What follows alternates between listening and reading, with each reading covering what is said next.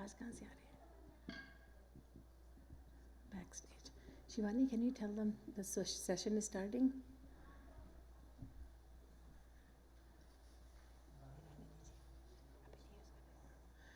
बोलिए श्रीमद् सद्गुरु सरकार की जय, वृंदावन बिहारी लाल की जय.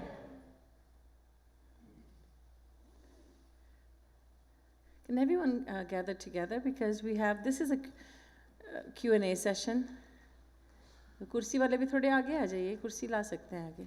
You can bring your chairs forward.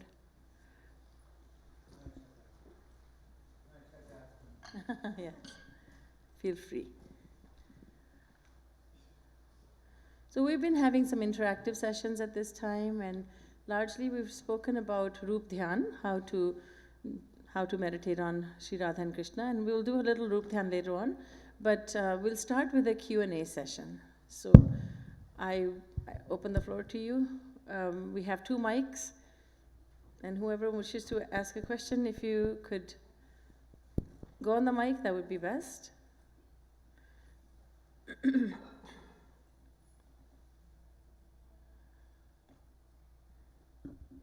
Radhe. Kalpa, why don't we start with you?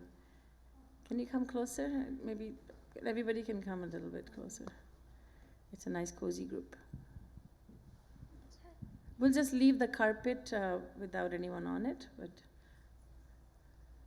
because people walk on this to go to the altar. Yes. When we had our first interactive session under the tree, that was the first time I kind of learned that the men folk have to think of themselves as women when trying to do Roop Dhyan as a beloved with Lord Krishna. I guess my question is, we are told Radha and Krishna are the same. Yes. Yet when we hear that in some of the kirtans, you know, I'm yours, Radhe. Closer to them. I'm yours, Radhe. You're mine. Yeah. But our relationship is only supposed to be formed with Lord Krishna. So I'm trying to understand, is that because Radharani is an ansh of Lord Krishna? Is the love between them supposed to instruct us about the love that should exist between us, an aspiring... I'll just interrupt you right here. Actually, no, we are supposed to have relationships with both Radharani and Sri Krishna. So it's a little difference though. There's a bit of a difference. Just as he is the master, we are his servants, and she's a Swamini. We are her servants too. So that's the same Dasya Bhav. Then just as he is the eternal Sakha, she's the eternal Sakhi. The friendly relationship is there with both of them. Just as he is our child, our son, you can say, and then she's also we can think of her as our daughter. But just as he is the beloved, but that relationship is not with Radharani. Obviously, because although both are the same, yet Sri Krishna, in the form of Sri Krishna, is the only beloved. Although Radha and Krishna are the same, but they fulfill 2 different purposes. They're different relationships. So she's the mother, he's a father. Sri Krishna Jagan Tato, Jagan Mata tu Radhika, the scriptures say that he is the supreme father of all living beings. She is the divine mother of all living beings. So he's the father, she's the mother. They're both masters, our masters, and they both are eternal friends. They're all both, she's the Lali and he's Lal. We say Lali Lal. He's our son, she's our daughter. But when it comes to the beloved, there's only one, Lord Krishna. Krishna is he's the beloved. Thodi aage hi sab yahan pe. Praveen, mic please. Leave one mic on this side. Thank you. So Didi Ji, when in the beginning, when we have as men folks, if we have a difficulty in considering ourselves Gopi, can we start or practice as considering Krishna as Sakha and then reach to the point later, or is it essential to start considering him beloved? The problem would be that if you consider him to be your Sakha, then the mind will become accustomed to only that, and the mind will not become accustomed to thinking of him as a beloved. So when you think of him as a beloved, you can always think of him as a Sakha as well. But it would be best to regard him as in other words, it doesn't go in stages. Right away, we accept him as a beloved. And then whenever you want, you have the friendly relationship with him too. Sometimes you hear, well, first you start with this level, then you go to this level, then you go to this level. But no, right away you accept him as a beloved, just as females do. So it's the same for males and females. Didi Ji, when you roop down for Radharani, what power, what you do consider him just Dayamai, mother, or what relations, or you Mother, do my that? friend, my Sakhi, my daughter. Maharaji has given to us many very sweet songs about Mother Kirti and an interaction between Mother Kirti and Radharani. For instance, we sang once one morning, waking Radharani up.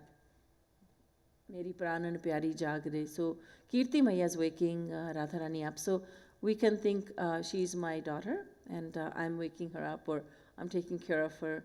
There are songs in which Radharani complains to her mother, Mohi bhaiya bahut chidhaye. She has a brother named Sridama.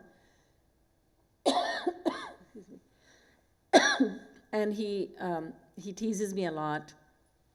When I go to Gahvarvan with my friends to play, sometimes he hides behind a tree and he makes scary sounds. We get really scared.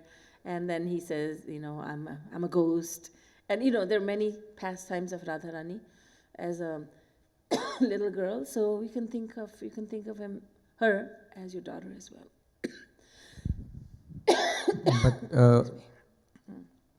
But like in the morning, Abhishek, like we have a Kripa Karu, Radhe. So you still like have a bow with her, like a daughter or something? At that time, she would be more the Swamini. So different devotional songs, different pads will encourage you to think different ways, to have different relationships with her. So like Kripa Karu would be Swamini Radharani. And when you're saying Lali, then obviously she's your daughter. And we say Sakhi, and then she's your friend.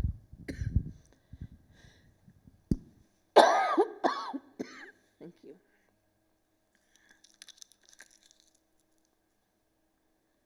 But I think, Kalpa, you had probably, I don't know if I answered your question in full. Did you have a follow-up question to that?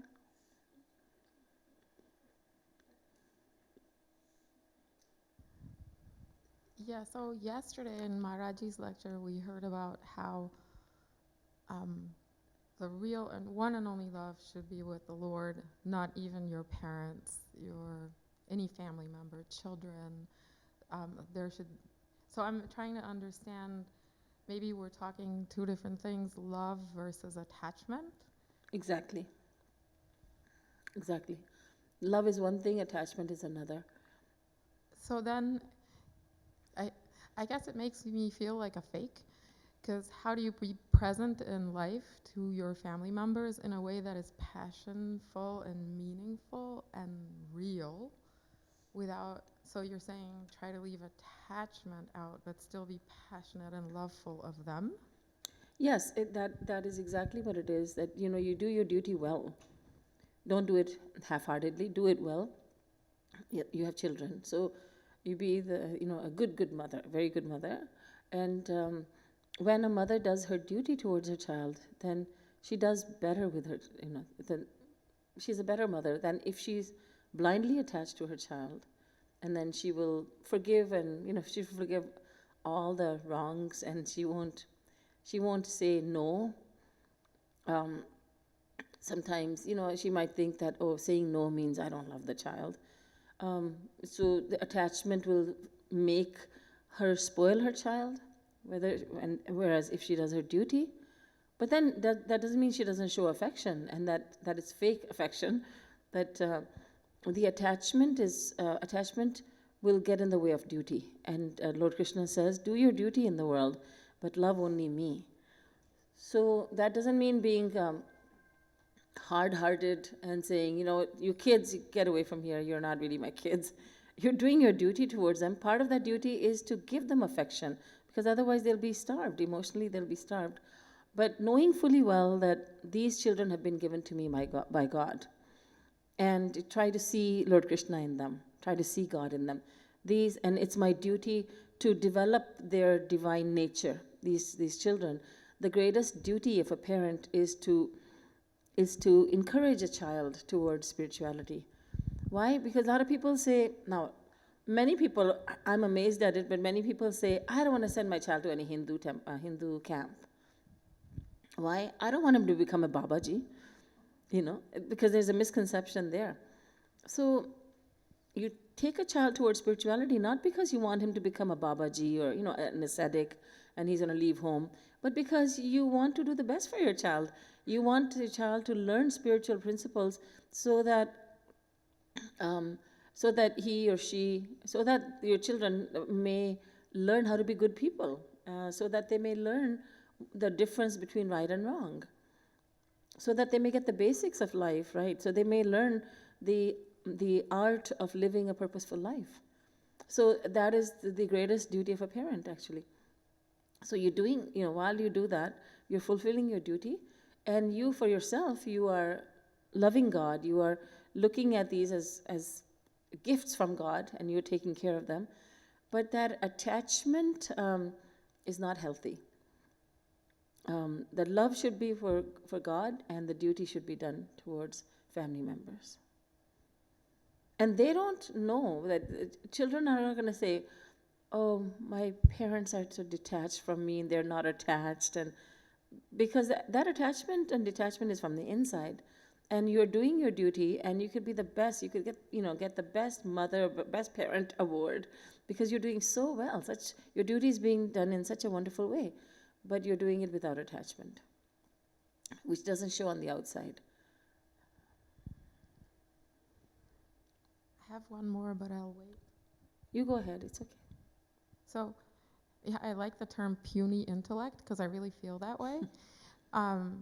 I do have a question, and this is a puny intellect question, because the other day when you talked about Gopi Prem, we're supposed to learn to love the Lord as the gopis did, and that was ever increasing love and pure love. So the puny intellect goes, okay, but he was married to 16,108 queens, married also to Rukmini, yet in the eyes of the puny intellect, the marriages are legitimate. Then what is this? And is the Lord an individual being for each individual gopi in each of the 16,000 words? Yeah. Exactly, yes. So in Dwarika, Lord Krishna lived in 16,108 palaces, and each one felt Krishna is only with me, my husband is with me. So he assumed 16,108 forms. And in the Maharaj, you read and you hear that Lord Krishna, every gopi felt Krishna is with her only. So he gave every gopi that experience, because we all have an individual relationship with our Lord, with God, with Krishna. So the same would extend to how we are all hoping to be the beloved to the Lord. Mm-hmm. And should you become God-realized and not have to be reborn, the experience would be of that nature? Is that the thought? Should you continue with, or should you follow Gopi Prem, should you walk on the path of Gopi Prem, guided by the genuine guru who can teach Gopi Prem? Yes, that is what will happen. So if the guru is the one who is going to teach you, who is eligible to teach Gopi Prem, because he already is a Gopi Prem devotee, then you are walking on the path sincerely, yes, that's what will happen.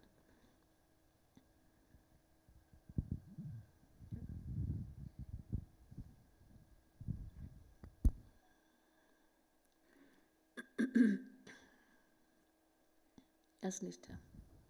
Radhe Radhe. So going back to the same question as Kalpa asked, between the detachment and the love. So in our daily practice, like how should we do that? Like how do we train our mind to not to get attached to our kids? Like, do you constantly just keep telling your mind, okay, this is not real, my love should be just towards my God? Is that how we should be doing it? Or There's an easier way, and it's really much easier. It's a path that Sri Maharaji has recommended, the method. And he always said that you don't have to work at becoming detached from the world, just become attached to God and Guru.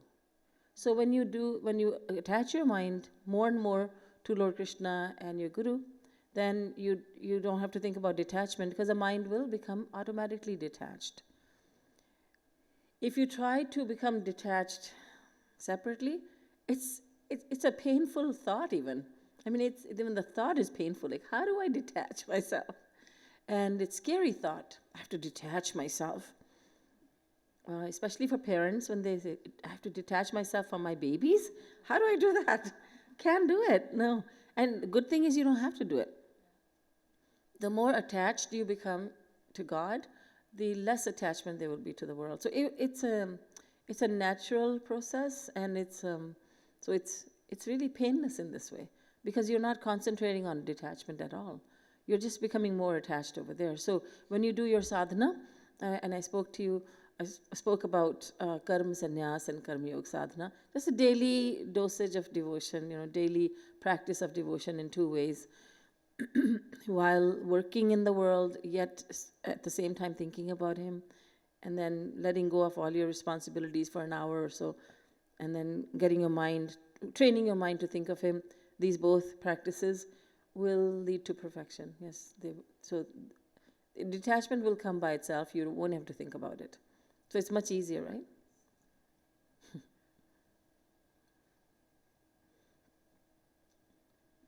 Could I ask you to move still further up? It could be. Thodi aur aage aa jao. I promise not to bite.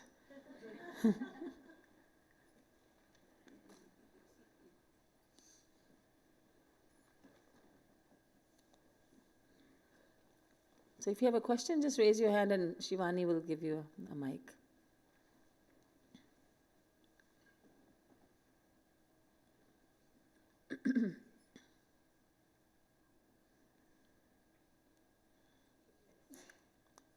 Over here. Just after this. She has a question right now, but then after that. Yes. महाराज जी कहते continuous devotion होनी चाहिए. Continuous करना बड़ा मुश्किल लगता है. जैसे सुबह कर ली, शाम को भी कर ली, बट ऑल द टाइम एक सेकंड भी नहीं बिताना चाहिए without devotion. That's kind of hard when living in the family, doing everything else. So the question is, Maharaji says, because scriptures say, do continuous devotion. You should be in a state of devotion all the time. Your mind should always be with God.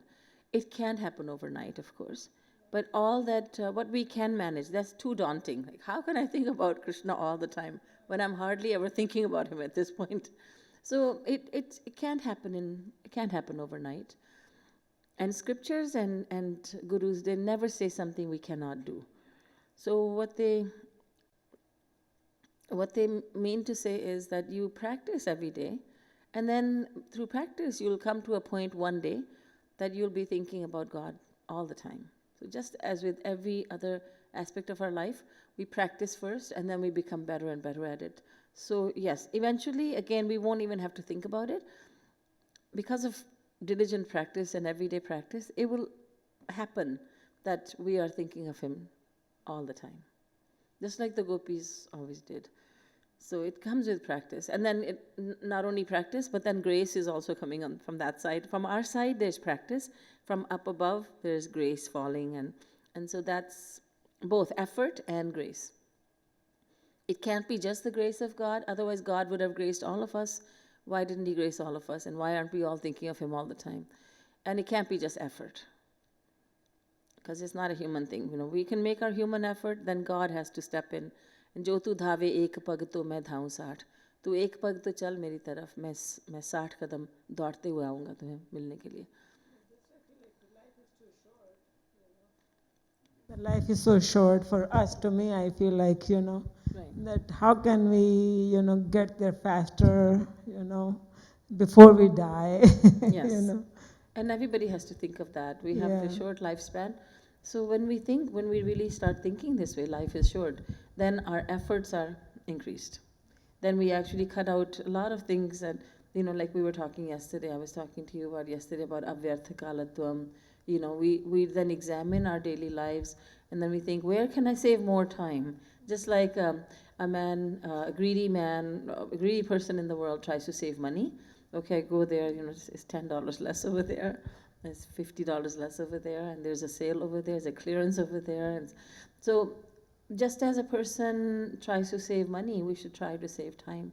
So when we do think that time is short for me, then naturally we will make many more efforts to save time, and to our efforts will be greater then. That's all we can do. We can't do anything else. Amalan over there.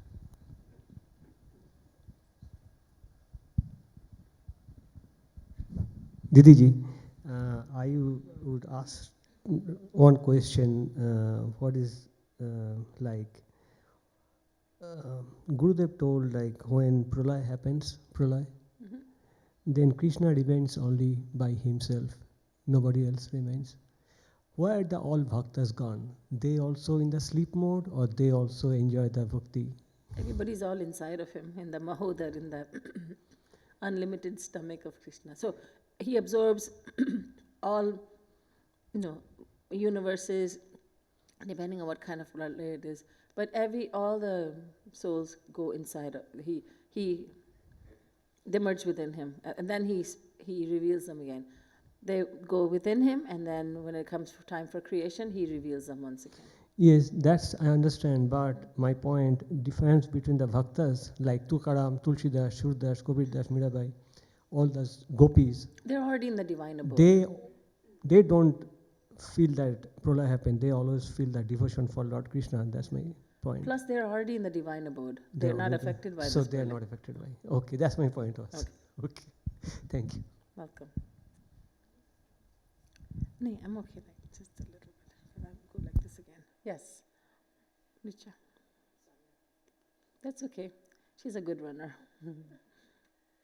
So, Didi Ji, I think I've asked you before, but I want to hear more from you. So, as you know, that it helps, in a family atmosphere, if everybody has the same thought, same type of thought, same path to follow, right? The ways to follow. It helps everybody, and you collectively do satsang or Rup Dhyan together. So, can you just lead me to one way where somebody at home believes in God and he does the right thing, he does it in charity, doesn't stop us, doesn't do, but want to help him do this faster than when the time comes, then he'll automatically do it. So, how do you inspire a family member who is an adult? Children are still easier because you tell them what to do. An adult, how can you do that?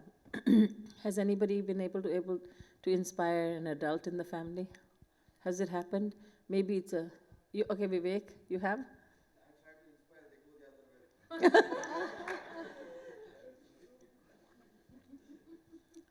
Is there anyone who has successfully? Yes. Dhruti? It starts slow. You can't force someone to believe in your beliefs. But if you have I continue to follow my dream, and the person followed me because they love me and they believe in what I believe in. And eventually when they joined, they realized what they were missing as well. But you can't force them. You can't say you have to come to a temple. You have No, obviously. but can't. it's important to give them a little tidbit of information every now and then. So, yes. Food of thought. Tell her that. What did you do?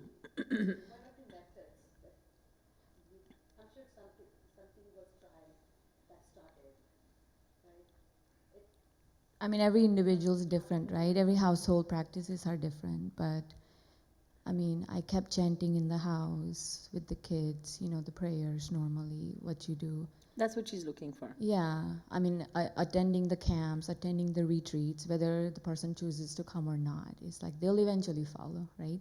They're not gonna be away from you for 2 weeks. Like they wanna see their kids, right? So they'll come. There you go. Go on like a month-long retreat. So, as it's true, like you can't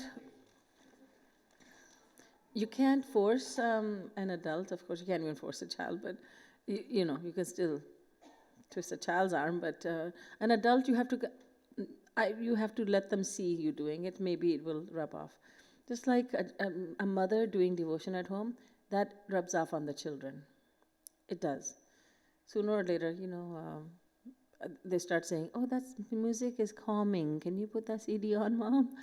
An adult could also do the same. Let them see you do it, and without forcing to say, "You want to come and see?" I don't think there's anything you're not doing, actually. There's no secret method. You know, another thing I can think of is, let's say, okay, what birthday gift do you want? Oh, come to temple with me. That's the birthday gift I want. Come to the retreat with me. That's the Christmas present I want. Like all your presents should be, okay, you come with me. That's it. Yes, Paresh Bhai.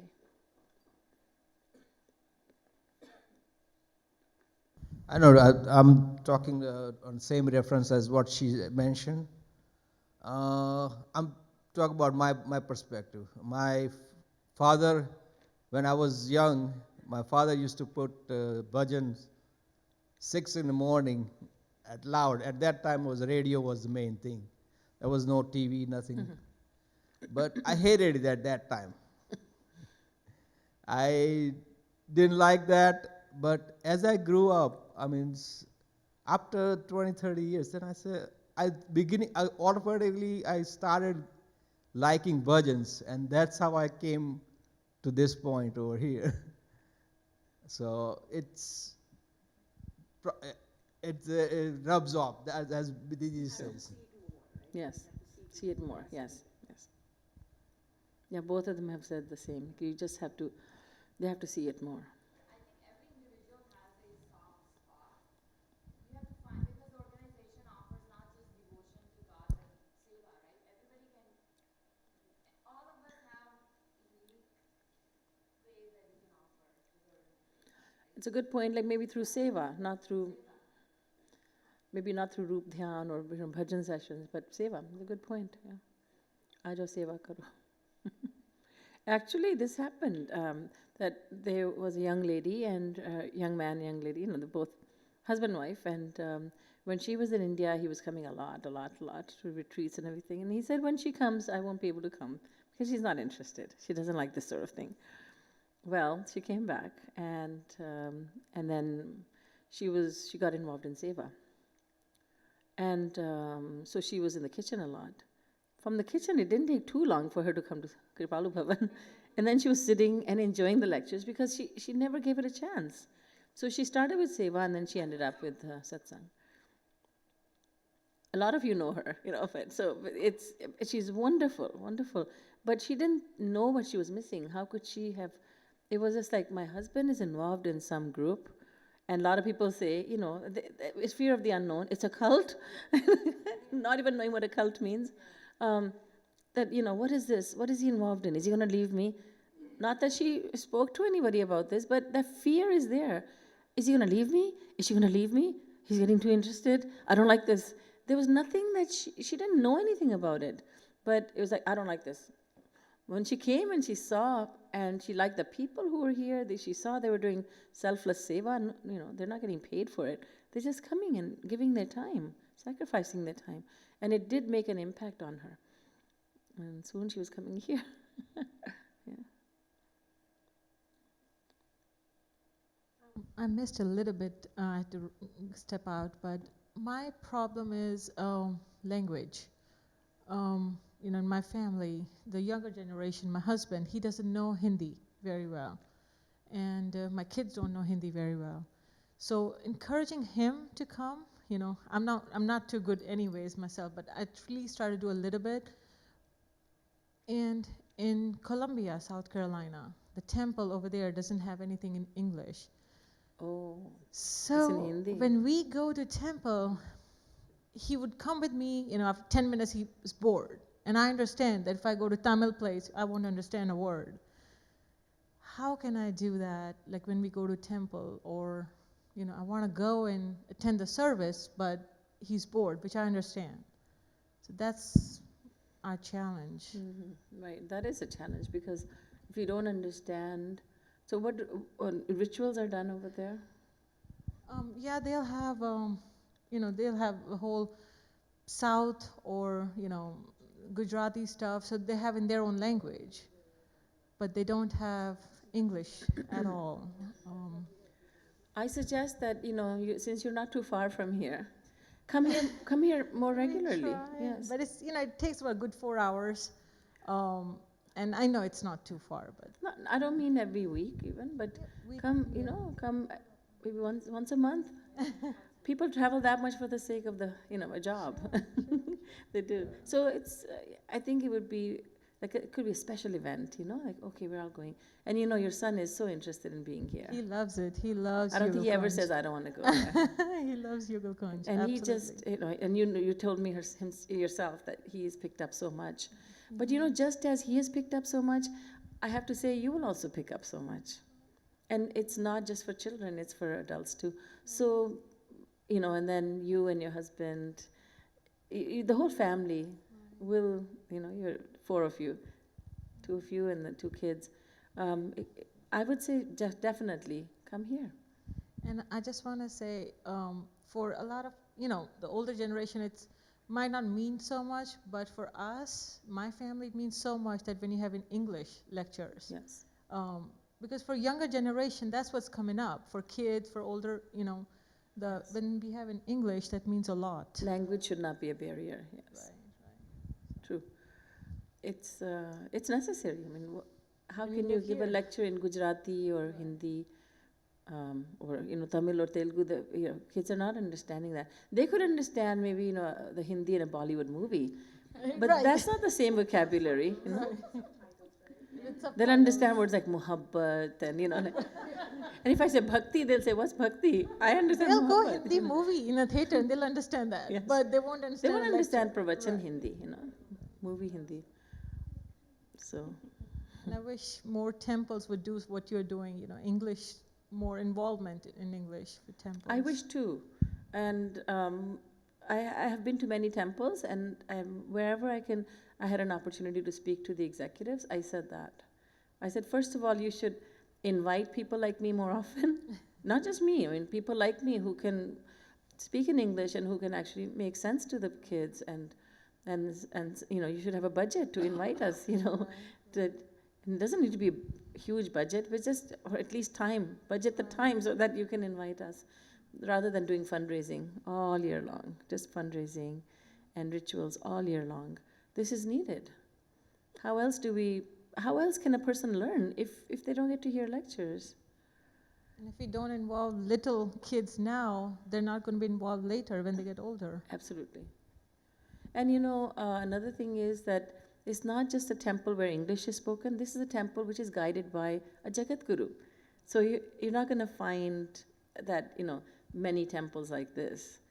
There's one in Austin, it's Maharaji, follows Maharaji's philosophy. There's one here now. We are relatively new. And so it's not everywhere you're going to find this. Even if you find English, how are you going to find a philosophy like this? I was lucky I heard you first time. I was lucky I heard you first time, and you gave lecture, like series of lectures, and that made sense to me. I have, we go in the temple all the time, but even in Chicago, the temple, even though they have Punjabi program and all that stuff, but nobody really comes and explains the whole philosophy, Right. whole lecture. And once I heard you, and you told me about Maharaji, and I switched the channel and I heard Maharaji. After that, that is it. Your life you know. changed after This that. is yes, it. yes. You can't find any better guru than him. That's what I just felt right Without away. without any, not being, not saying that because he's your guru, but it just overall he's Jagat Guru. Right, but it So made Jagat sense Guru to is me. Jagat Guru, the guru of the world, and Yeah, it made without sense any to me. prejudice. Whatever you talked, it made sense to me. Nobody ever explained, and even in that temple, Right. nobody ever. So it has to be both, not just the language, but like what is the substance? The substance has to be there. Philosophy, that's the main thing. It has And to with Maharaji, all the books they have English pronunciation and translation. And Prem Ras Madhura, it is all translated in English Yes. and with the So pronunciation. it's become easy, very easy now. So much easier. I mean, they have done so much work in that just to so everybody can understand it. Absolutely. Nishtha? And then Kalpa. So I can actually add to the statement Can that you she take the made. mic a little bit closer? I can add something to the statement she did it.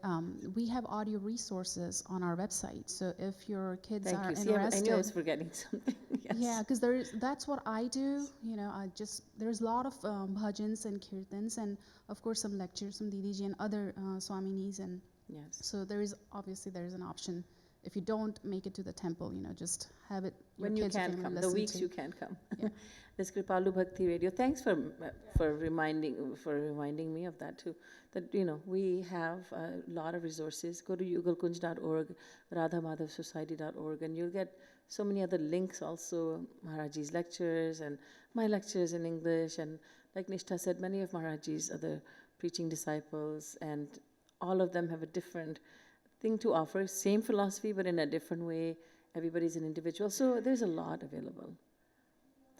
On radhamadhavsociety.org, there's a whole series, right, Deepthi, am I right? Series of talks by me, and the path to God realization, right? It's still there. Oh, you can actually order them through the gift shop. But I recommend those because they're in a sequence, 13 lectures.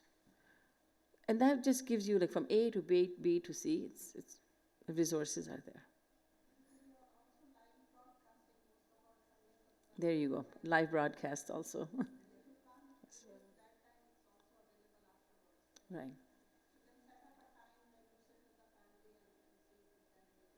That's a really good idea. Just, it's your satsang at home, so you're not missing anything. Otherwise, you see, going to the temple becomes a negative experience for kids. Temple is a place, I don't want to go there because I don't understand anything. So you want to prevent that from happening. You can, even if it's a, satsang through TV, through computer, it's online satsang, it's better than just going to a temple where nobody's understanding anything. With all due respect to temples, but when you want to get your kids interested, when you want to gain something, you need to understand what's going on. It's still different to be in that environment. You can't do that at home, practically, because nobody will sit down or just have that satsang thing at home. Something will happen, phone will ring, or Turn them off. No, honestly, I mean, when you want something badly enough, you find a way of doing it. And it may take some time. It's something new we're starting. Let's say you tell your family, we're starting this exciting thing. And, it's going to be, okay, and when they do Aarti, we're going to do our little Aarti. Get the kids on board. Husband will automatically come. So get the kids on board. Make it exciting for them. You went to Yugal Kunj and we were going to watch that. Would you like to see that? And visuals really help. And kids, the whole satsang is live streamed, isn't it? Has anybody seen it? All of it is, yes. Yes, Friday evening, 7 to, beginning at 7. And then on Sundays, 10 a.m. YouTube also. YouTube, yeah.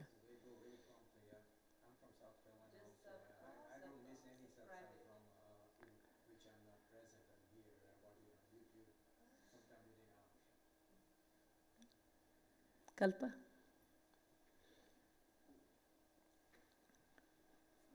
Growing up, the home deity was Srinathji Baba, who is Lord Krishna, Yes. or Venkateshwara and my other family. Very rarely did you grow up hearing too much about Radharani or for that matter, Sita. It's always about the Lord. I think More this majestic aspect. Yes. So it seems to me, at any rate, RMS is the only environment where I've heard the glorification of Radharani as an equal. So this is in the scriptures, I'm assuming. It is. But it's like general practitioners, priests and the like, Brahmins, have chosen not to emphasize that aspect of God. It's just that Radharani is such a great personality and she's all about love. Not a whole lot of saints have even gone to that point. That's where this Maharaji is a Maharasik. He's the greatest of the greatest saints. So he has disclosed to us, to everyone, he has made Radha Tatu, the entity called Radha, he's opened it up to everyone. He's made Radharani accessible to everyone. Not everyone does that. I mean, I was going to a temple in Toronto where Lord Krishna was being worshipped, and what I learned about Radha was that she was a main gopi. That's all I learned about Radha. And then Maharaji came along. When in that temple I prayed to Lord Krishna, I want the best guru in the world. I'm not satisfied. I need to hear. I need to learn from a guru and the best guru in the world. That's when Maharaji came into my life, and then he disclosed who Radha was. And then it was a totally different story. So not every saint knows about Radha. Not every saint is a Rasik saint, you see. So only Rasik saints will know about Radha. So that segues awesome with my next question is, how many Rasik saints are there? And is there a set amount that do exist in every Kali Yuga that comes around? Whenever there is a need for them, they do come. I mean, Maharaji was just here. Is that somebody's phone? If you could, it's sitting somewhere. Anyway, so main thing is if you're in touch with a Rasik saint, that's all you need to know. So not all Jagat Gurus are Rasik saints? No. That's why Maharaji is Jagat Guru Tam. He was given the title of best amongst all Jagat Gurus who have come. The first Jagat Guru, Adi Shankaracharya, outwardly he said to the world, meditate on God without name and form, because that was a need of the time. He was Shankar Bhagwan, so he was the greatest. But outwardly he didn't talk about Radharani and he didn't talk about devotion. He practiced it in his own life. He preached devotion to his mother on her deathbed. He didn't talk about it to the masses because Lord Krishna had sent him to earth. This is in the Padma Puran, and Shri Krishna said, "You go and don't talk about devotion." That was the instruction. Don't talk about me. Don't talk about devotion, because the need of the time was because the Buddhism had spread too much. So now the need was to reestablish Sanatan Dharma. So he couldn't go right away to Radha Tattva. That's too deep. So he had to establish the authority of the Vedas once again. That was his mission, and that's what he did. So he couldn't be a Rasik saint. The fifth Jagat Guru is Maharasik Sant. Yeah. And oftentimes it occurs to me, so when Lord Krishna, in the form that we talk about all the pastimes, seems to meet with 8 gopis, some Gwalbal, some people in Braj. And I'm going, wait a minute, how about everybody else? You know what I'm saying? So is that what happens every single Kali? But he was with everyone. But not everyone understood who he was. And everybody's love was different. So when you hear about Ashtamaha Sakhi, the 8 Sakhis who came with Radha and Krishna, they're like reflections of Radharani. They were just, they're the topmost. And then there were thousands and hundreds of thousands of gopis there. And there were so many Gwalbal. But you're only hearing about a few. That doesn't mean there were only a few. They were like in the Maharas, there were millions of gopis. And Lord Krishna would expand the Seva Kunj where this happened, where Maharaj took place. He expanded it because that place is not ordinary. He had brought divine Golok, divine Vrindavan, to this material Vrindavan, material abode. And so that place, that Seva Kunj, that place, now we go and see and you say, this doesn't make sense. You know, as you said, our puny intellect says, this can't be, because this place can only accommodate hundreds of people, not millions. And so then, you know, you learn that this is not an ordinary place. Lord Krishna expands it and shrinks it upon will.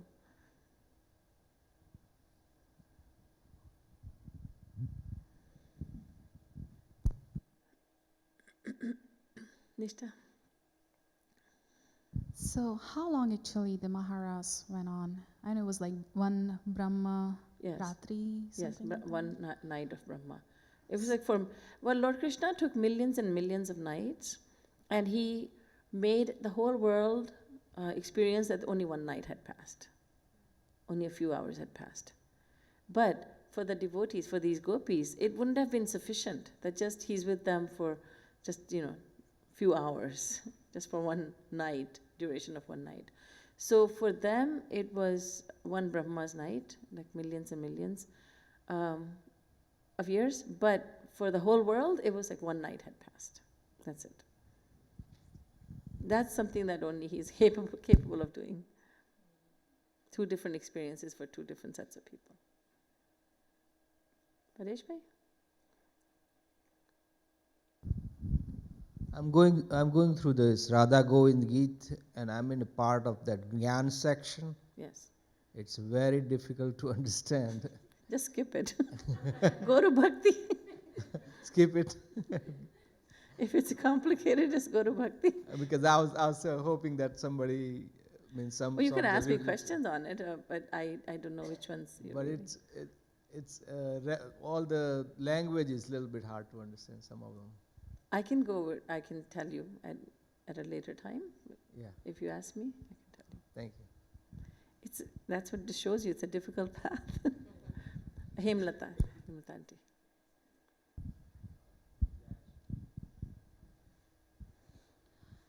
So Didi Ji, before joining satsang and before meeting you, we all had a life, right? Our past lives, I would say. And we have relations, we have built relations, we have invested time and effort in making friends and maintaining relationship with our friends and our family, right?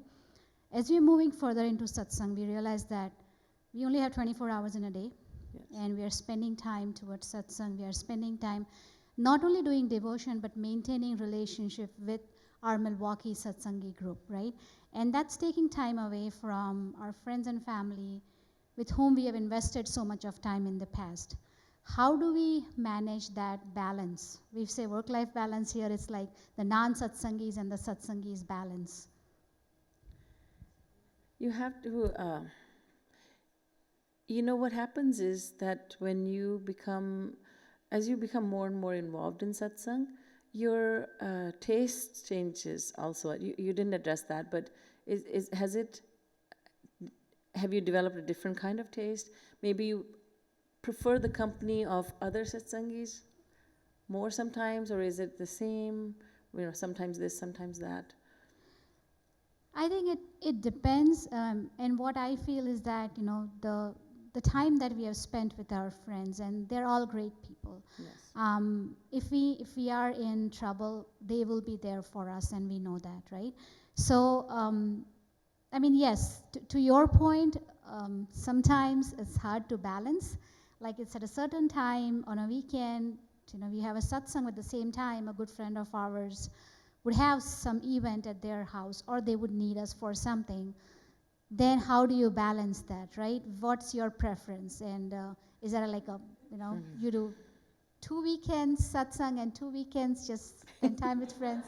I'm sure a lot of you have gone through that. I have never given right? that advice. Because the satsang doesn't last for more than 2 hours, right? That's it. You can do both.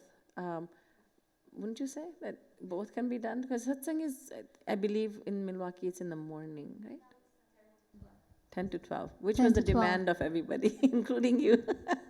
So 10 to 12, and I don't think any events really take place at that time, though. They usually take place afterwards, right? that's true, but then there's only one weekend to do other stuff also, right? To get work done in the house as well. So it's, I mean, and this is one example, but it's overall, you know, how do you manage? How do you really manage that balance between friends? Because we know that we are not going to convince everyone that we know to get into satsang. It's not possible. Everybody has their own personality, and you know they want to maintain their status quo. So it's like the balance that sometimes it's hard for us. It would really depend on the it would depend on your heart, what your heart desires. Now, it could be that, you know, you could say, well, satsang once a week is important. Let me not disturb that. And everything else I can fit in different, you know, the rest of the time, okay, I can do that. Because that once a week, I would suggest is really important. Because it's just once a week for 2 hours. And so what if your social life gets a little bit, you know, it's less now. Is that a loss? You have to think about that. Maybe it's not such a big loss. And then you have to think about why. I'm really speaking from the spiritual point of view. Do I need this many friends that they take up so much of my time? Do I need to be part of this many activities? Maybe think differently and say, what does attending this function, how does it serve my need? And does it really serve a need, or am I just kind of doing what I'm accustomed to doing? Because as we get older, our tastes change as well. Even if a person doesn't go to satsang, many people, you know, talk to me and they say, well, our tastes have changed now. We don't want to be so involved in so many people. Now we have less friends. So I would say that if you want to, spiritually speaking, I would say have less friends. And maybe they get used to you not being so much part of, maybe not attending every event, or not, sometimes declining their invitations. They'll get used to it. Acha wo log, you know, itna nahi aate. Because the reason we have friends is, we have a need to connect. And I don't know, but if I have become interested in satsang and they have never come to satsang, I'm wondering, like, how much in common do I have with these people, with a lot of these people? Because if they never come to satsang, they come once a year when I go there to your house. And other than that, they never come. So maybe different friends are needed who are more interested in satsang.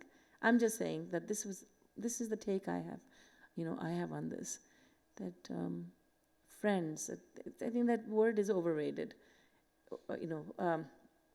As our tastes change, our friends change as well. And then we, lessen the quantity of friends. We just, they're friends, but we meet them once or twice a year. You can't really you can't step in two boats, You have to be, if not just in one, but you have to be less in one and more in the other. Yes. Just in continuation to her question about friends, Yes. So the question here is, if your friends, they cannot even afford to have 2 hours, they cannot stay with you 2 hours of your satsang, are they really your friends? The question is this too, right? Well, they have their because own. the thing is, just if I did this said 24 hours, 8 hours sleep, 8 hours work, still you have 8 hours more left. And out of those 8 hours, if you multiply that by 7, 56 hours. Out of 56, you take 54 hours left. If you have 54 hours for your friends and they don't respect your 2 hours that you satsang, and they don't kind of, as you said, some few of them don't want to attend and they don't want to come. Then really you have to think about it.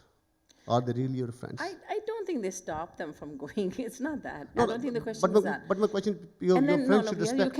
You cannot force anybody to come. I was just saying that if they, maybe you have to think about, maybe you have maybe become, your tastes are different now. You have developed different tastes. That you cannot fault them for not wanting to come. I'm just saying that what I was saying is that maybe you don't have that much in common with them anymore.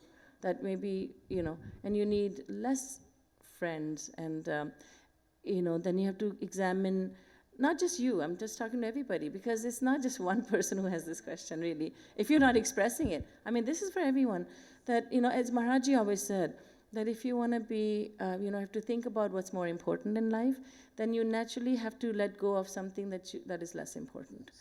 But as far as getting them to come to satsang, that's not our job. I mean, if they don't, they're adults. What I was saying is that if they don't want to come, I mean, they're doing their other things, but maybe you don't have that much in common with them, with some of them. Maybe you don't have, and maybe those friendships you have to look at and just say, well, is it worth keeping this friendship? That maybe I don't need to invest so much time anymore in this. But with all, sometimes you can do dur se namaskar, because you still respect them, but you're not going too much towards them. Yeah, that's what normally I'm talking about myself, really, be honest with you. I used to call my colleagues, my friends, that I don't have so many. Like I had last 8 years I'm in Canada, so there are maybe 20, 25 different friends I have. And in the past, like 3 years or 5 years before, when we used to have fun all the time, we used to go on parties, we have every Saturday, every Sunday, we used to have fun and kind of thing, right? Every single Saturday, weekend. And after that, when I got this side, right, and they start asking me, why you're not coming? I told, fine, I am there with you for those 8 days a week, 8 days a month. So can you afford to have 2 hours for me as well? Straightforward, straight. And they normally say, yes, fine, good enough, of course, we will be there. But as we move further, things didn't happen. So I told, it's right time to just stop it there. So I stopped. Now I don't have anyone, except maybe a couple of those satsangi group, maybe 5, 6 families, that's it. Right. So that's an individual choice. Yeah, exactly. Yeah. That's an individual choice. And, yes, Kudipti. You don't need a mic, actually. she projects her voice.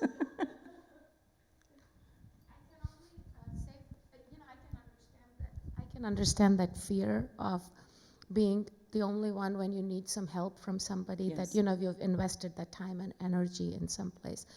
But my experience has been that that people who have been in satsang, like we cannot meet and see each other for years or months, but that one phone call and that amazing connection that we have with Maharaji, that person, when we are in need, that person goes out of the way to help us. Yeah, and whether that is local or not local, right? Our son Anshul is in Cleveland, and when we were looking for colleges, it is amazing. We went all over the country when he was watching, we were college searching, and we never stayed in a hotel. We always found a satsangi to stay with. And they're all over, they're everywhere. And somebody just comes in and just says, so I think we don't need to know each other, but there's just such a connection. So that fear is very real, but it always comes through because Maharaji does send somebody when you need help. So I think that's just that faith that, when I need, that there will be somebody that By will extension, Yes. thank you.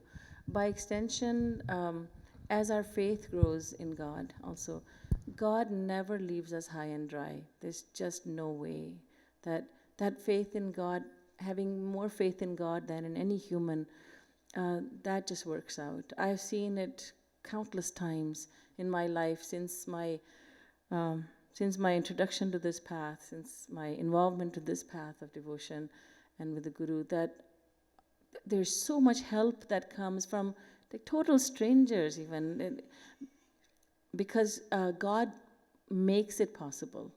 And it's amazing how that happens. And sometimes exactly what you need from, can I give you a little example? When this temple was being built, it was a very daunting project, naturally. For those of you who have been involved right from the beginning, know that it's very, very challenging. And one day, the thought was, who's going to help us with this? And then somebody comes and says, I'm so-and-so, and I can help you with exactly what we needed help with. I can help you with, my specialty is audio-video. Really? We were just thinking that. Another time, oh Maharaji, I don't know how we got involved in this. I don't know how it's going to happen. How will we get this done? And immediately there's somebody, I need help. This was the thought, I need help. Immediately there's a knock. Another gentleman comes. He said, I don't know, what are you building over here? Oh, we're building a temple and a community center. Well, I'm not much into, I don't care about temples so much. Community center-wise, I'm interested. I'm here to help you. I mean, the exact words, I'm here to help you. And when the thought was, we don't know anything about audio, video. I can help you with audio, video. So these are just two examples. And I'll give you another example. I was in our ashram, and one day I was kind of feeling sorry for myself because by choice, I didn't keep an assistant with me who can kind of help and run around for me and all that. And I was feeling a bit sorry for myself, thinking, I've trained my satsangi so well that none of them ever comes near me to ask, do you need help, Didi? I was just feeling really sorry, feeling miserable. And then, I don't have those parikrama socks. We go for parikrama. Maharaji would take us for parikrama, and I didn't have those socks. I have to get those. I need help, and I need parikrama socks. And then my back is killing me because I've taken dozens and dozens of those little stadium seats. I didn't keep a single one for myself. Why didn't I keep a single one for myself?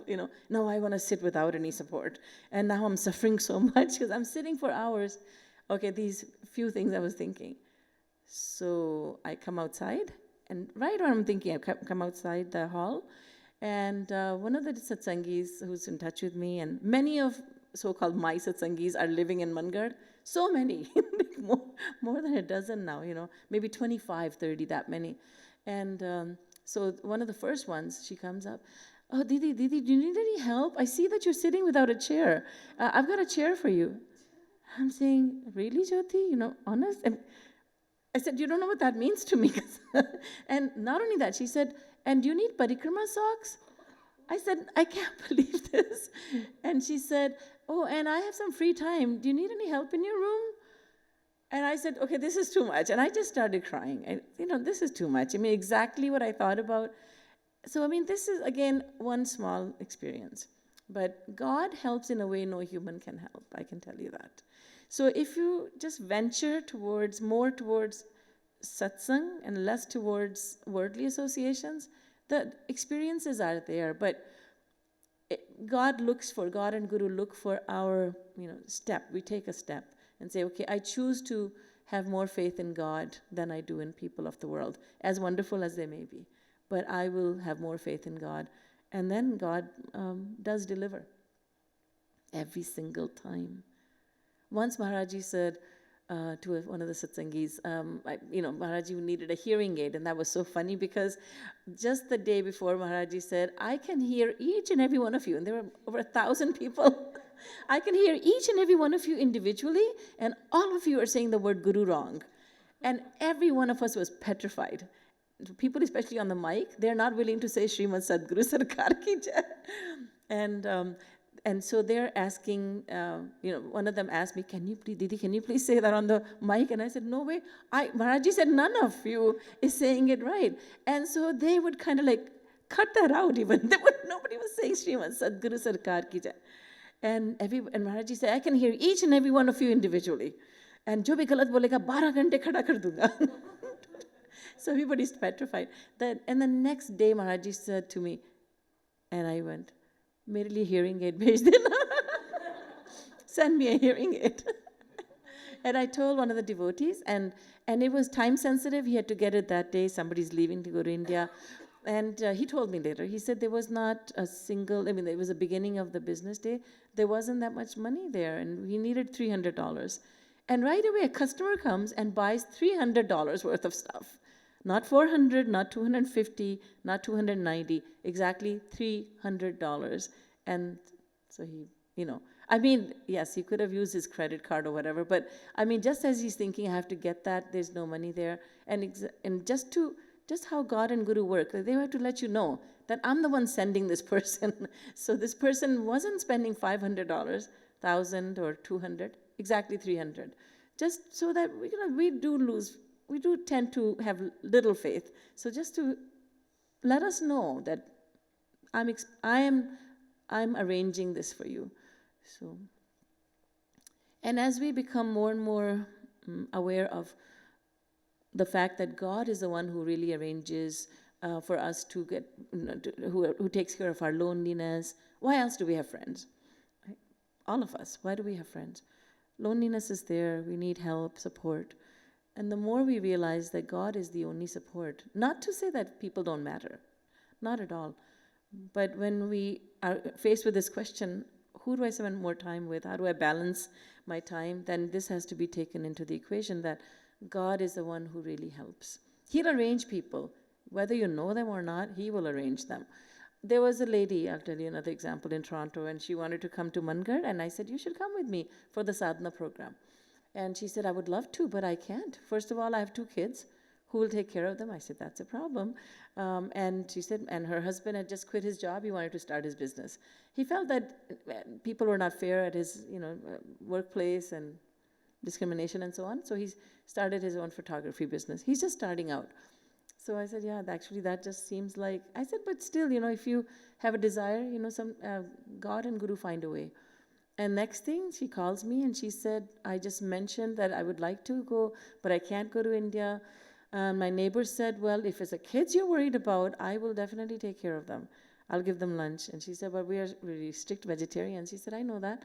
I won't give them any meat or, I give them the food, the kind of food you give, but more, more Western food. But she said, that's fine. I give them sandwiches. And then the husband, she kind of mentioned it to him. He said, very readily, he just said, sure, yeah, go ahead. And she said, really? Because he was complaining about how I'm starting a business and it's so difficult. And you need emotional support, you need physical support. He said, no, you go. And when she went there, I remember very clearly, Maharaji said, why don't you stay some more? And she said, Maharaji, but I've come with such difficulty. Then she left it at that. And she mentioned it to her husband on the phone. He said, yeah, Maharaji is saying you should stay. We're doing well over here. And it's... So unusual things happen, things that are, that don't make sense. They're not logical, but they do take place. And like I said, that's the question that Hemlata asked is not just her question. Everybody has the same question about balance. How do I balance? It's a real question. Yeah. You have to really think, what is serving my needs more? That's what it boils down to. The desire should be there and it automatically happens. It depends on the desire, yes.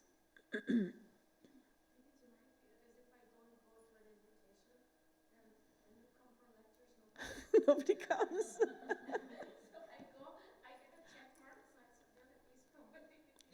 And don't we like doing satsang at Hemlata's because a lot of people come. They do come. So I know it's, yeah. There's that part too. Sometimes it's not just the question of going to a party, but sometimes it could be like the duties, as you said, as a mother. Like the child might have a soccer game or a basketball game or a dance class. Or, yes. Those happen, and then it comes like, do I want to be selfish and go what I want to do, or do I need to serve their need that they need to go? Well, then again, I'm not wanting to spend too much more time on this, but I think, it could be that, okay, your dance class, soccer class cannot be conflicting with the satsang time. Right. Once a week, that's it. So, if in the beginning of the year, if you can do that, that's all great. Does anybody have another question? When you stop asking me questions, I start asking you questions.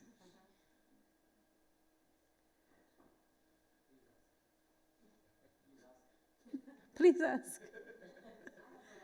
Ruti?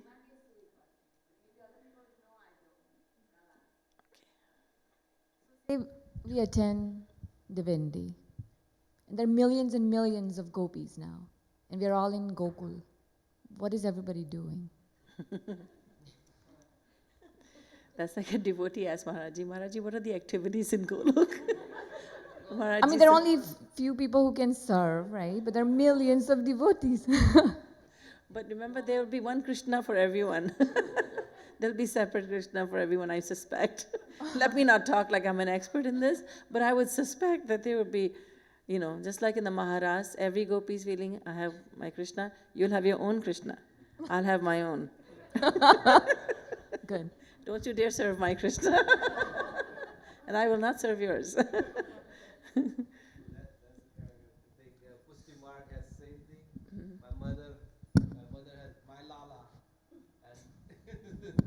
Don't you touch? I'm not supposed to. You're not supposed to touch her little Krishna, her Lala. Pankaj? Now that that question was asked, maybe I can have a courage to ask you something curiosity question that has Maharaji ever revealed or explained that when Sadhak eventually becomes God realized and goes to Golok, Maharaji? Sadhak, acha. Sadhak Okay. goes to Golok, what कौन सा शरीर मिलेगा उनको, human शरीर, or he will be a guy or a cow or a more or a gopi or a sakha, or it will change 100 years, maybe a human, and I'm okay if you don't have an answer, but that's really a question bothers me. No, you'll be in the because we human form. generally assume that we'll be human, but we may be a tree or something, and one gives you more ras than the other. It depends on your bhav, your sentiment while you're doing sadhana. That will determine where you'll go and how you'll be, which body you'll be in. So if you're practicing gopi prem and you're really, practicing it properly, then you'll become a gopi. No chance of you becoming a peacock. There'll be the others who didn't do gopi prem. They'll become peacocks of the gopis. You at least will be a gopi. So you'll be in that divine human form. Yes. You'll be a beautiful gopi in Golok. One question about Maharaj. Yes. Want to know more? So he wrote so many books in Braj language, Braj Bhasha. So have you heard him talking in Braj Bhasha just naturally? Never. Maharaji, that's the thing. Maharaji should not know Braj Bhasha because he didn't live in Braj ever. And Maharaji speaks another dialect, Bhojpuri, I would say. Oh, okay. Yeah, over there. Yeah. Allahabad. It's Maharaji, yeah. That side, I think, is Bhojpuri. I'm sorry, Avadhi. Avadhi, not Bhojpuri. Avadhi. And when Maharaji speaks to villagers, when Maharaji used to speak to Ammaji, he would speak in Avadhi. Or to his childhood friends, he would speak in Avadhi to them. To his mother, to his, Mausi, Avadhi. So Maharaji should not even know. Logically, he shouldn't know Braj, but Maharaji shouldn't logically know Urdu and Arabic, but he composed beautiful poetry, sher o shairi, ghazlein, qawwalis in those languages too.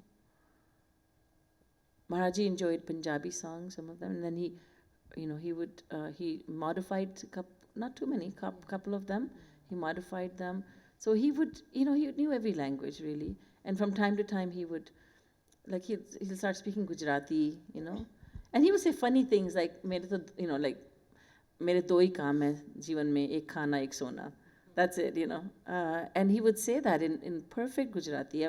I heard Maharaji say it. I don't know perfect Gujarati, but that's what we could understand, Be kaam che, right? Do kaam hai hamare, ek sona, ek khana or sona.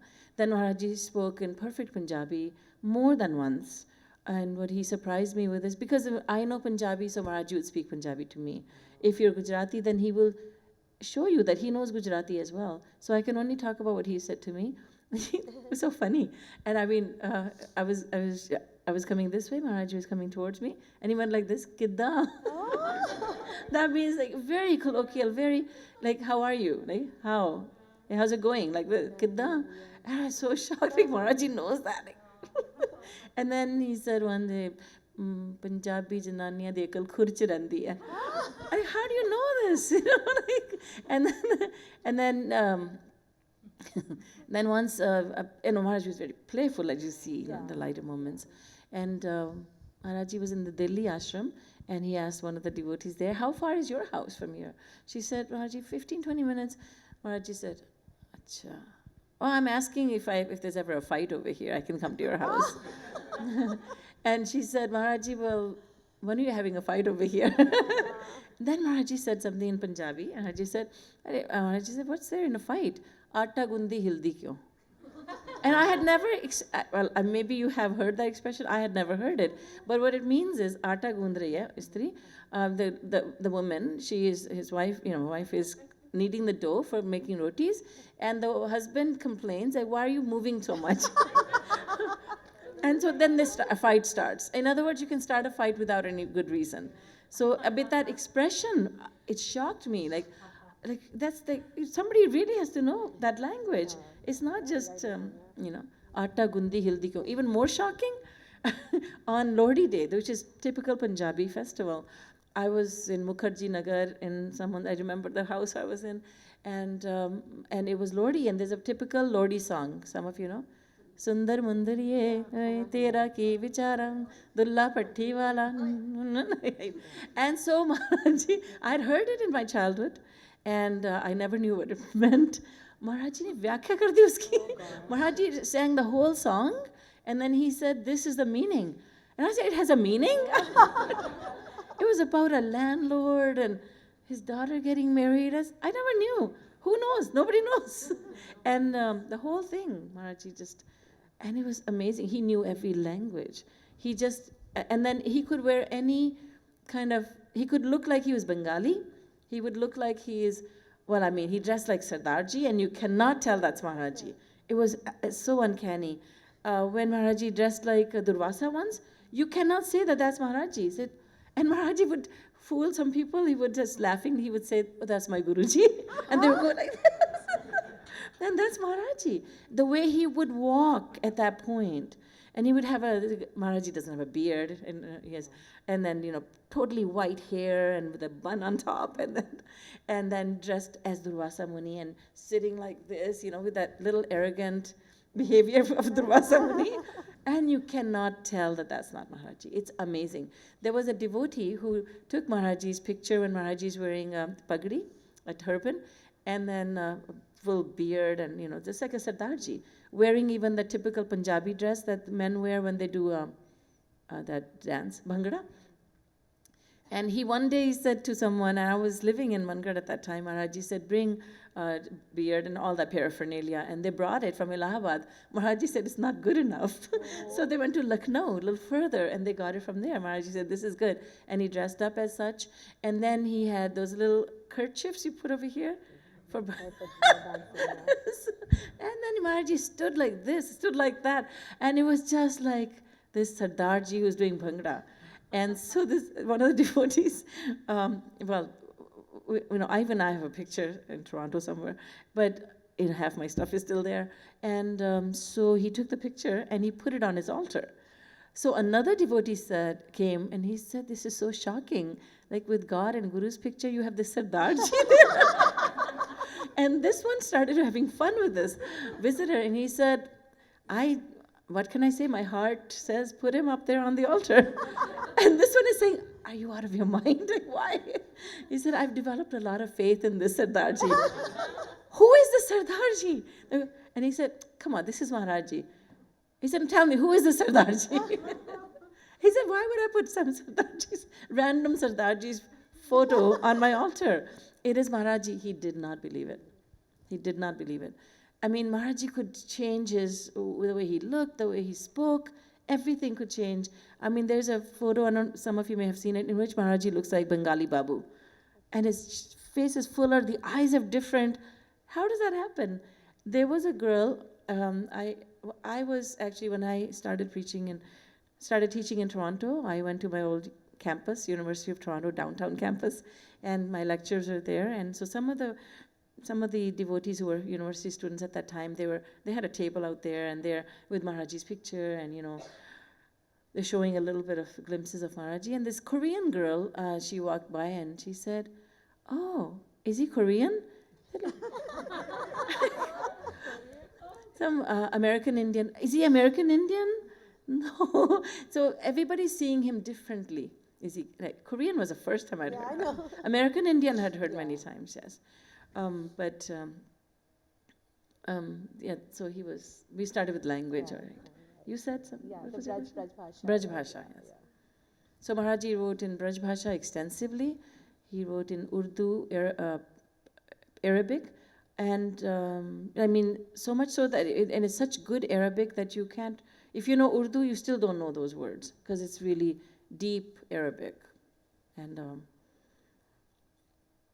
he spoke English too sometimes in the lecture. Maharaji spoke English. Sometimes he revealed it, and he would speak full sentences. Like fast walking is the best exercise. And because if you don't know English, you can say, walk, exercise, good, but fast walking is the best exercise. And then on Christmas Day, Christmas morning, Maharaji was saying, okay, this group of devotees, you say, take my life and let it be. This group, you say, consecrated Lord to thee. And I was in my bed, I was just getting up, and I heard this from the garden next door. I literally almost fell down. Like, is that Maharaji's voice? And he's speaking such perfect English. But he did. He knew every language, but he just didn't show it. He was not a show off. But he did. Bengali, Maharaji spoke a lot of Bengali. Those are quotations. Maharaji gives quotations. Any other question?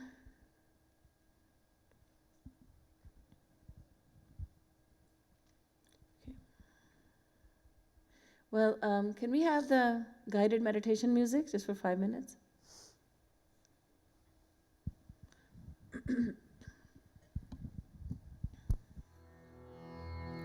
Magic.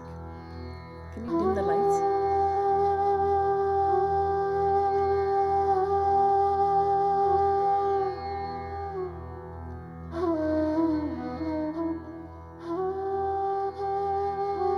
Please close your eyes.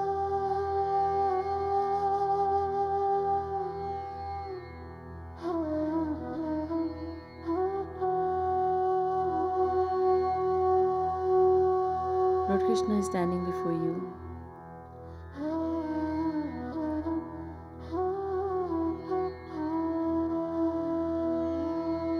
Look at his face. His face is round.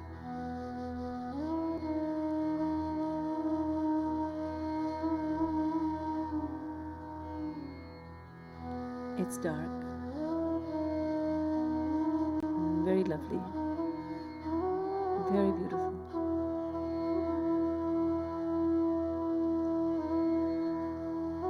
His eyes are as if there's an ocean of nectar that has become his eyes. So sweet, so gentle, so loving.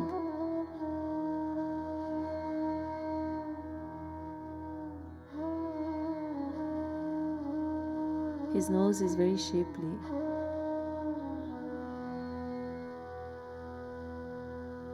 His lips are red.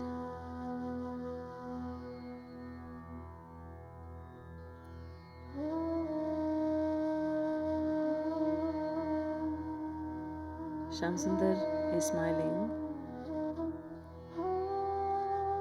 There's a broad smile on his face. And you can see his perfectly shaped, very white teeth.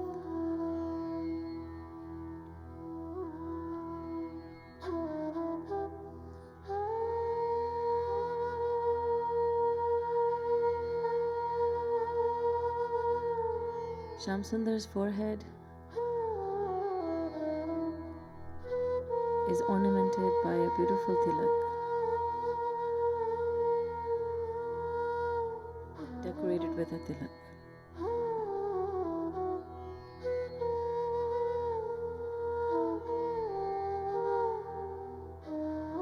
His curly black hair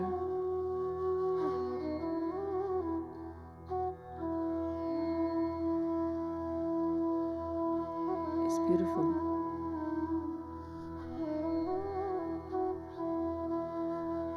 Go ahead and touch his curly, soft, silky black hair. It's extremely soft.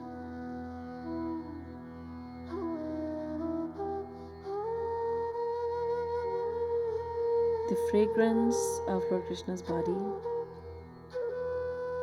is intoxicating. Inhale the fragrance of Krishna's body.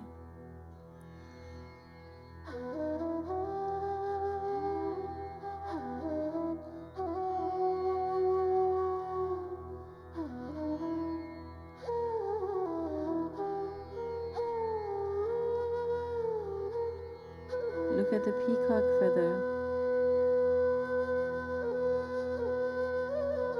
his hair.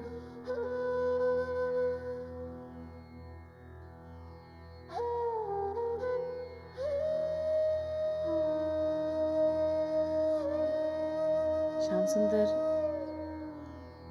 is holding a flute. Now he's pressing his flute made of wood. He's pressing it to his lips.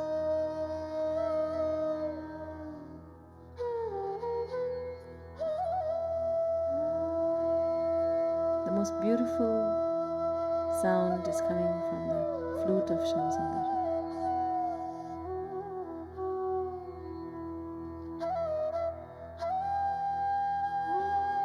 You are beholding the divine beauty of Shyam Sundar.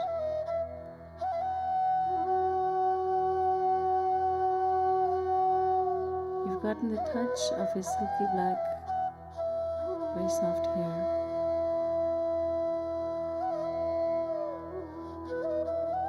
You are hearing the sound of his flute.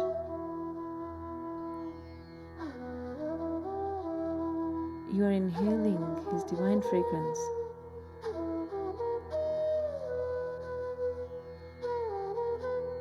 And you're tasting the nectar of his eyes and the beauty of his face.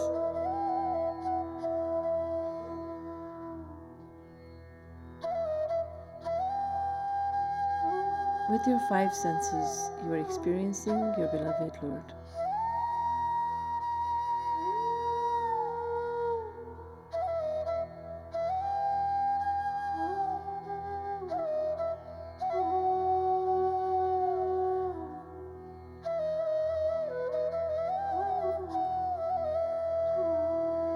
He invites you to take his hand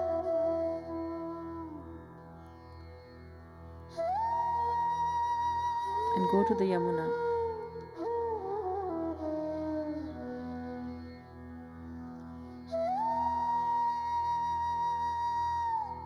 So you hold on to his hand and you allow him to lead you while you happily follow him.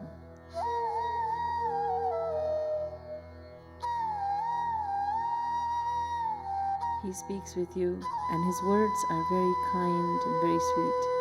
Voice is very, very sweet.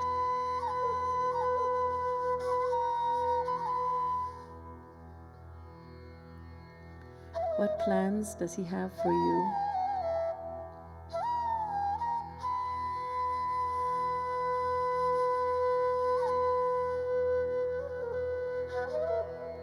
You'll find out. For now, just follow him anywhere he takes you. Vrindavan Bihari Lal ki jai.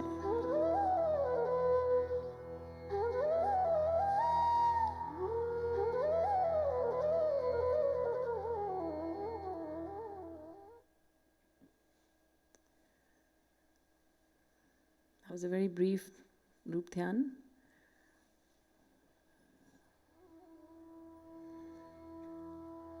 Oh, that's enough.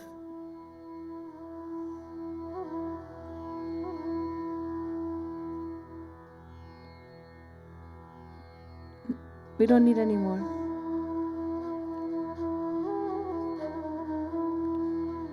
Just looking at the time, I didn't want to make it too long, but you have done this. You do Rup Dhyan, but try to experience him with all your five senses. And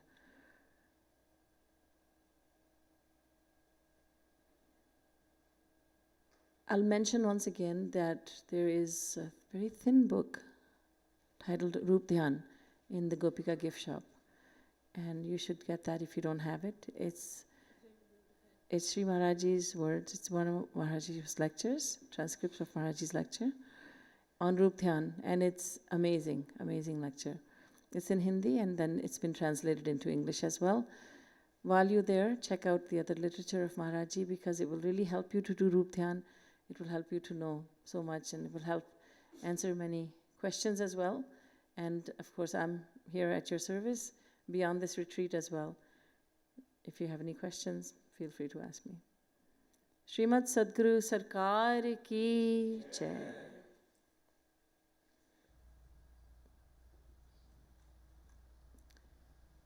As you know, 4 to 4:30 is snack time, and then I would ask for your cooperation or your attendance here from 4:30 onwards, because children do kirtan and bhajan. I'm not able to be here. That's my regret. I would ask you to encourage them by being over here, even if it's not your child who's singing, but every child is special. So if you could be here, I'd appreciate it. To encourage these children, they like it very much when adults are here, their parents and other adults are here to cheer them on. So please be here and enjoy your snack.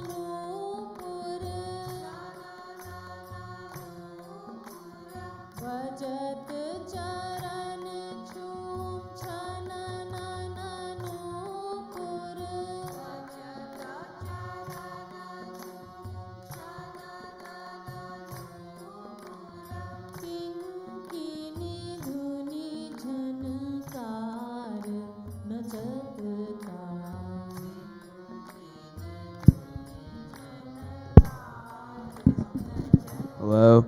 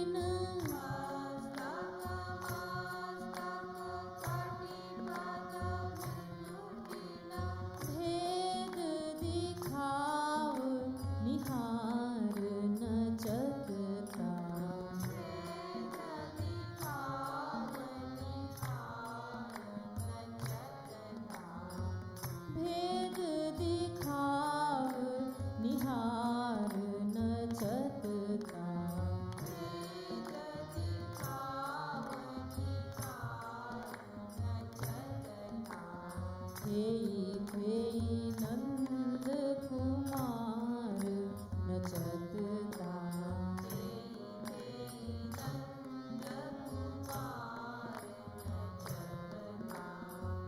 बाजत चंग मृदंग ढोल ढप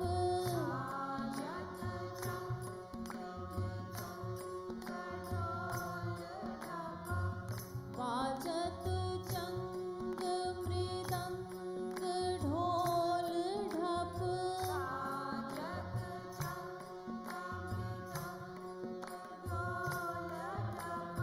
सबे सुरन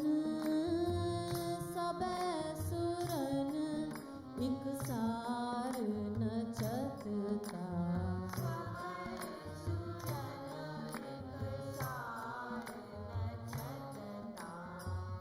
थेई थेई नंद कुमार नचता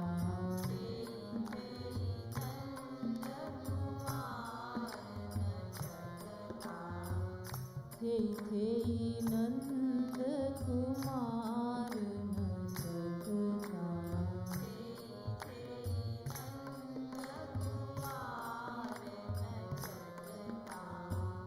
पंचम सुर सो कुंज बिहारिणी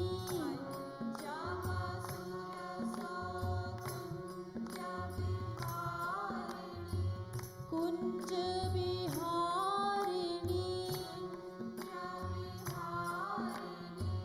पंचम सुर सो कुंज बिहारिणी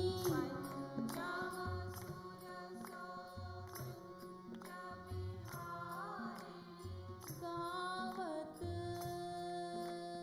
गावत राग मनार नचता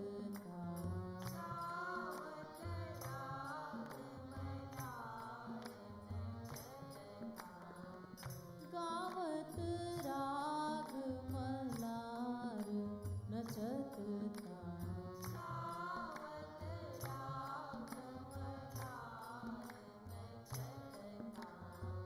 थेई थेई नंद कुमार नचता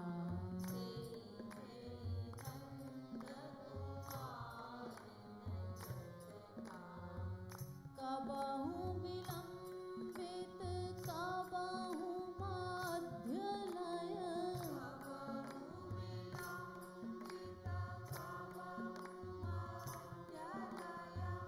कबहु विलंबित कबहु मध्य लय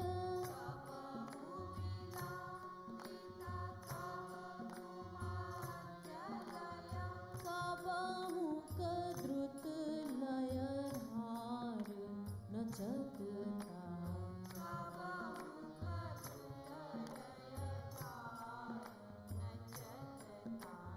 थेई थेई नंद कुमार नचता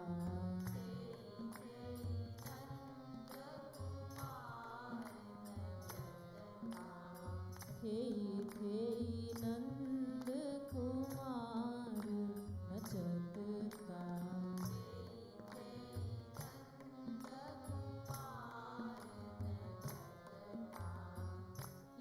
ललितादिक संगीत स्वामिनी हूँ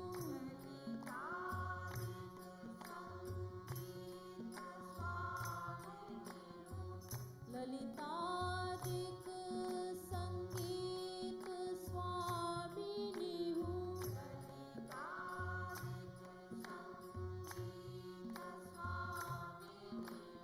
करति स्वरन विस्तार नचता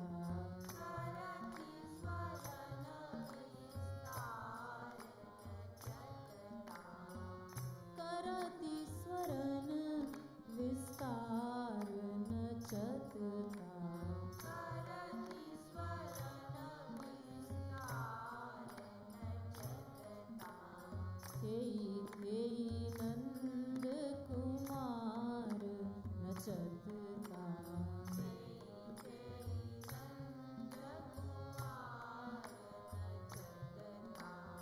थेई थेई नंद कुमार नचत था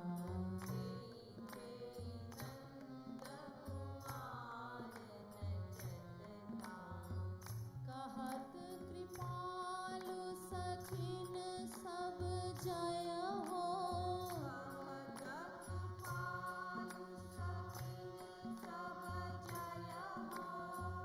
कहत कृपालु सखिन सब जय हो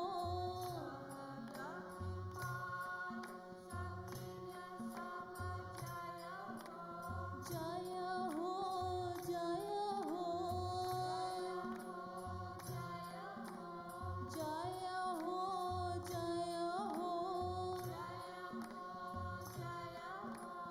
जय हो जय बलिहार नचत का जय हो जय बलिहार नचत का जय हो जय बलिहार नचत का जय हो जय बलिहार नचत का कहत कृपालु सखिन सब जय हो कहत कृपालु सखिन सब जय हो कहत कृपालु सखिन सब जय हो कहत कृपालु सखिन सब जय हो जय हो जय हो जय हो जय हो जय हो जय हो जय हो जय हो कहत कृपालु सखिन सब जय हो कहत कृपालु सखिन सब जय हो जय हो जय हो जय हो जय हो जय जय जय हो जय जय जय हो कहत कृपालु सखिन सब जय हो कहत कृपालु सखिन सब जय हो जय हो जय बलिहार नचत था जय हो जय बलिहार नचत था जय हो जय बलिहार नचत था जय हो जय बलिहार नचत था थेई थेई नंद कुमार नचत था